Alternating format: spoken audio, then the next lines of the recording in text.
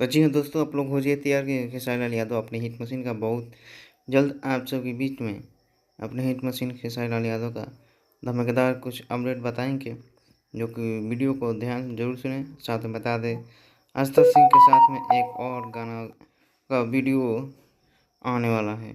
जी हाँ दोस्तों, अपने हिट मशीन का गाना सुनना पसंद करते हैं, चलिए वीडियो को स्टार्ट करते हैं। तो दोस्तों, सबसे पहले ऐसे बता दें कि खेसारी लाल यादव का एक नया गाना काफ़ी धूम मचा रखा है, और जिस गाना का नाम है लोहा गरम बा। और इस गाने में खेसारी लाल यादव दिखाई देंगे आकांक्षा पुर जी के साथ। आपको 12 लाख से भी ज़्यादा क्रॉस कर चुका है उनके आने वाली नई फिल्म रिश्ते, जो कि 14 मार्च को होली की शुभ अवसर पर रिलीज़ किया जाएगा। तैयार रहिए आप सबके नीलकमल गिरी के साथ में देखने के लिए खेसारी लाल यादव। और कुछ बहुत धमाकेदार टाइटल हैं। फंका झुमका होगा, जो वीडियो क्लिप वायरल हुआ था, उस गाने को 1-2 बार रिलीज़ किया जाएगा 1-2 दिन में।